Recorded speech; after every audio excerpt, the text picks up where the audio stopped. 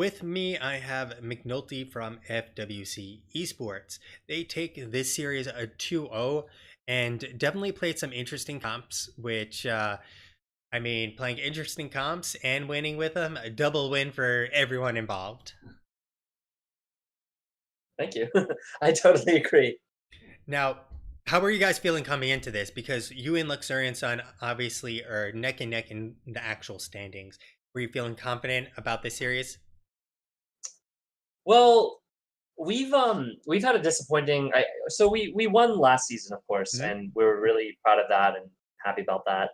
And I do think that this season, A, there are more teams that are just good that weren't in NGS last season, but B, all the teams that returned, including Lux Sun, have all gotten better. Mhm. So clearly, our results, like right now, we're 5-5 on the season. It's just not where we expected them to be, nor do we want them to be here. In our previous games, or matches, we felt that we lost some games that we probably should have won. I'm not saying that we should be like 10-0 right now. I don't think that at all. But I do think we're a little bit unlucky to just be 5-5. So I guess the first part of the answer is we expected Luxon to be a good challenge, given we haven't been playing that well, and given that they've improved.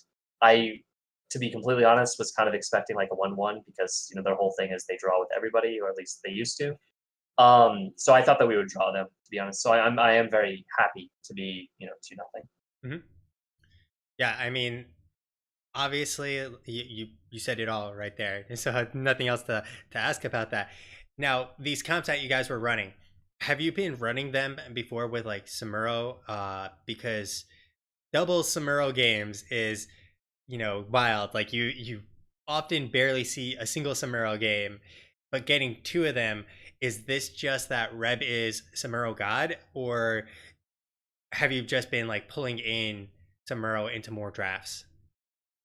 Well, so the first thing is we actually have practiced a bit of the no like the solo support avatar. So Mhm. I'd say that aspect we've practiced like before, and we've had good results with it. We've tried it on a bunch of different maps. We were even considering it on Tomb, to be honest. But so like that's something that we actually have done, and it's been good. As far as like Reb specifically, Reb is our sub, and so he's like a really strong Semiro player. I would say we've not practiced that nearly as much because we don't play with Reb as much. You know what I mean? Yeah. So when we do play with Reb, yeah, the Samuro is definitely something that we can whip out. I mean, I would say everybody on the team has like one hero that's their specialty, and with him, it's clearly Samuro. Like he's incredibly good at the hero. So So so I guess so for that one is we have practiced solo support ABBA. We don't get a chance to play it that much with Samuro except when we have Reb. mhm. And so like the ABBA Samuro is something we have a little bit of experience with, but it's not like completely fresh. Okay. Yeah, you guys looked good with it anyways. Clearly the combination won you the game in game number 2, just with the beautiful backdoor by Reb and then the clone of Reb. So you get double clones on that core, and he just melts it, as we saw, like basically solos it without a single problem. It's like having Illidan, but even better. It's like having 6 Illidans on the core almost. Yeah, I will say our plan there was we didn't want to fight for the shrines. The Mhm. plan changed when the first like they popped dragon on the bottom camp. Yeah. So at first we were just gonna pressure everywhere else in the map, and then all of a sudden we're like, well, maybe we should go for the Punisher. Yep. And we kept getting these situations. I think every single time we were like, we don't really want to play the shrine because they have a shrine comp and we have a play the map comp, like Yep. which is a different view, because like they have Alex. Like we knew we wouldn't win 5-on-5 on the shrine, but they kept doing stuff that made it seem like we could win. Like they would pop a lot of ults, they would pop dragon. We would get a pick. Like there were a lot of things that happened that made us change our plan. Mhm. Um, and I almost think it kind of cost us because it pulled us away from how we should be winning that game. So Yep. I'll watch it back. I don't think it was a clean game at all. I think it was a really messy game. A lot of deaths Yeah, from us. like you said, they got 10 kills, you guys got 6 kills. And it was kind of this awkward situation, like you were saying. When they popped the dragon on the bottom, I specifically called it out, where I was like, they're popping the dragon before the shrine phase. which puts them in an awkward spot for the shrine phase.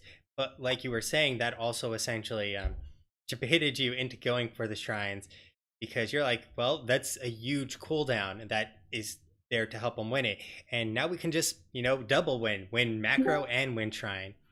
Obviously, Exactly. yeah, Yeah. and that's how I expected you guys to play throughout the game, which like you had Samuro in one lane, Urel maybe in another lane, and then Abathur. Well, Abathur is wherever he wants to be, and you have like triple lanes being pushed in during a shrine. Yeah. I mean, the idea behind the comp, like, I mean, I guess I'll talk about the comp a little bit Mm-hmm. because I think we don't actually think it's that good after playing it, and the team had some doubt over it, but we basically have like two pseudo supports in Urel and ETC to like Yep. patch over Abathur healer. And then we have all this global play with ETC as well as Samro and then Abathur to really pressure everywhere else. And as you said, Urel is like unkillable. So Mm-hmm. she's also really strong at laning. And then we have like the kill potential of like with an Abahat, ETC, KT alone to kill somebody. So like to be honest, like that's the comp we wanted if it's a good comp. Now, is it a good comp? Maybe not.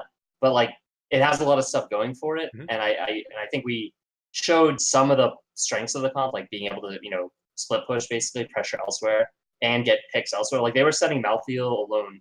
So we did fight like when Malthael was split from them, we also tried to gank Malthael. We tried to push away from them. Like I don't know. I feel like there were some good takeaways from that game. Like we did some things pretty well, and I think for them, like as you said, like kind of that they debated us. Like they definitely did. And some of the dragons and stuff. And honestly, it was a close game. I mean, Yeah. they got top keep.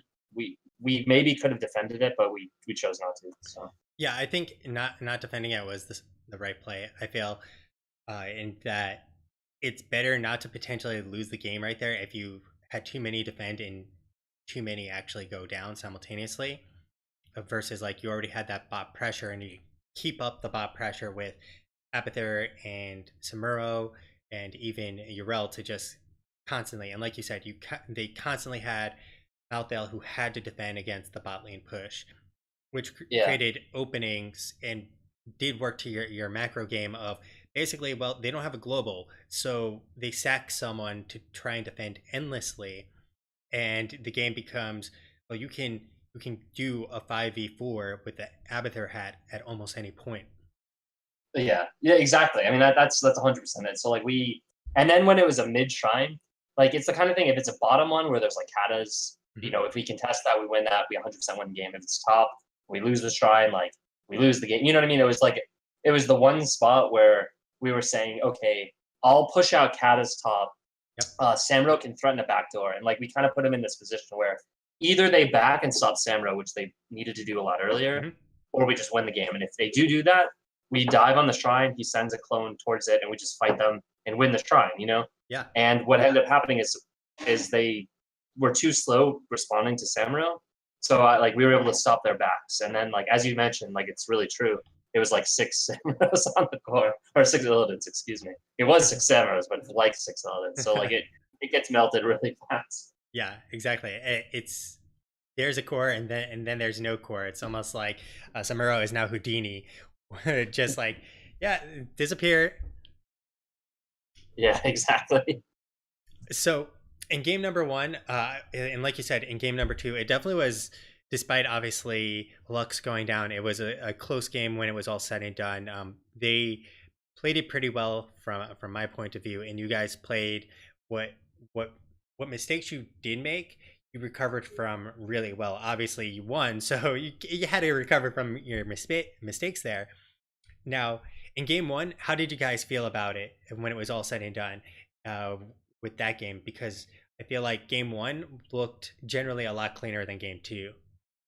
Yeah, I think game one, the Uther was like interesting because we had ability to kill stuff with Kerrigan. Yep. We hmm, I'll have to see. Like I didn't see what happened in a lot of spots, like Junkrat off on his own and stuff, Mm-hmm. but I think we were pretty happy with how that went. Like we've been we've been playing that map. Like it's not our team's favorite map. It's certainly not my favorite map, but it's been the map that we've put a lot of effort in trying to get good at it because it plays like it's very wave clear centric. Rotations are really important. what we basically have, so shout out to our coach, Cavalier Guest. He basically has laid it out that that map is like the most important for getting better as a team. Because it really is important to wave clear. It's really Mhm. important to control vision on turn-ins. So if you can get good at that map, you can get good on every map.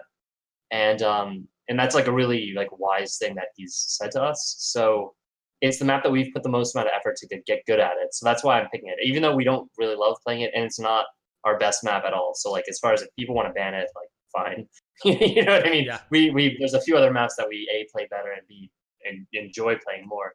But yeah, so that's why we've been like force picking that. So I am happy to hear that you say it's like cleaner. We'll look at it. We still weren't like super satisfied. We made Mhm. some mistakes, but yeah, overall, I would say we like know how to play that map better than Shrines, and we're pretty happy with like our effort that because we have worked at getting better at it too. Yeah, the draft was also in general more conservative, obviously, than an Abathur, um, Abathur only as your support, alongside of Urel and etc. Kind of like to smooth things over, like you said earlier.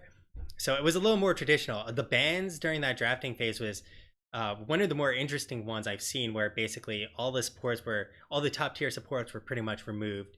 An Uther pickup, a Genji going through. I mean, in general, the draft there was kind of wild for picks that you don't tend to see, and all the people that you do tend to see being banned out.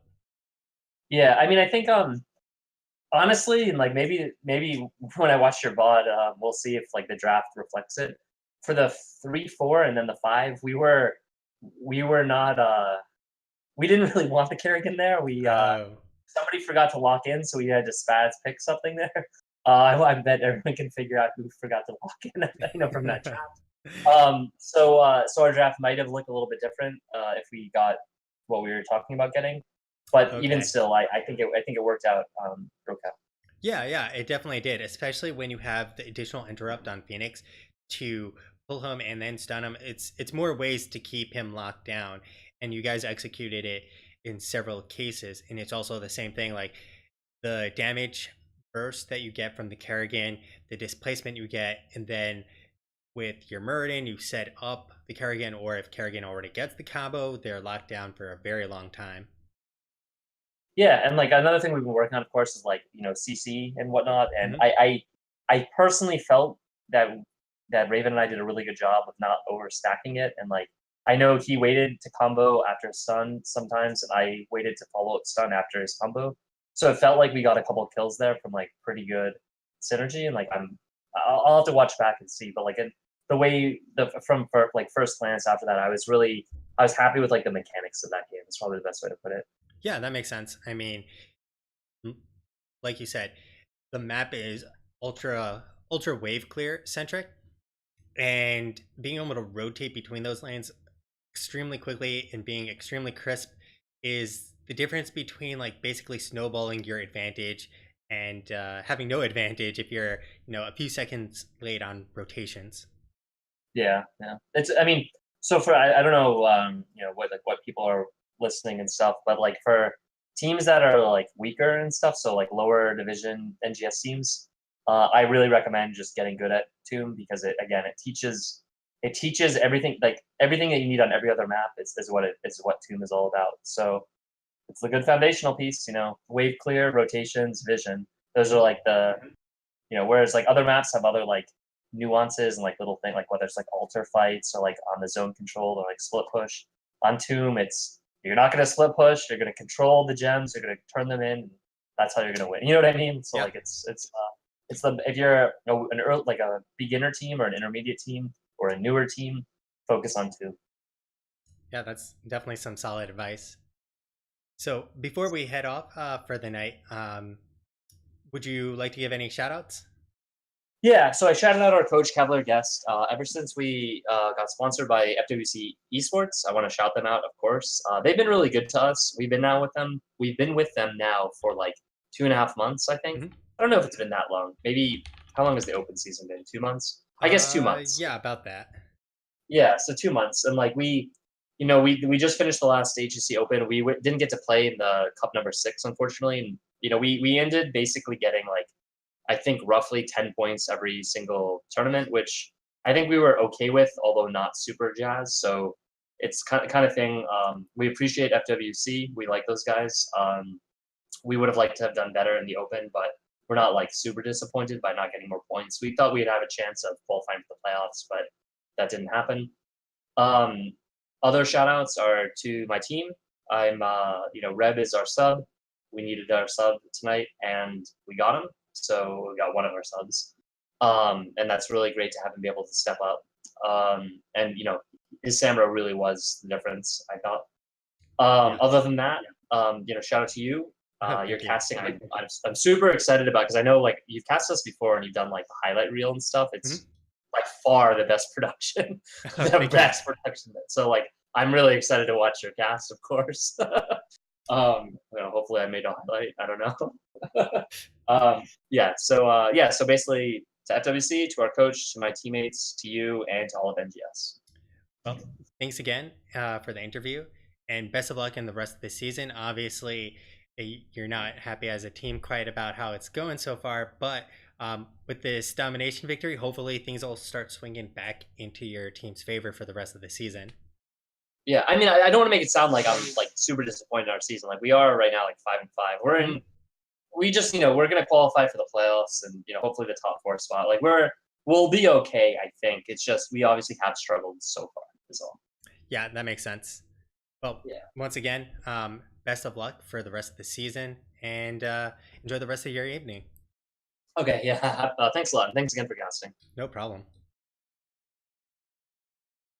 All right, guys, that is going to do it for this evening. FWC eSports taking the series 2-0 over Luxorian Sun. Unfortunately, Lux going 0-4 tonight, but hopefully they don't let those losses keep them down because those games weren't necessarily terrible looking. There's some mistakes that they're making, I feel, that better teams are capitalizing on, and because there's this is Storm Division, little mistakes add up.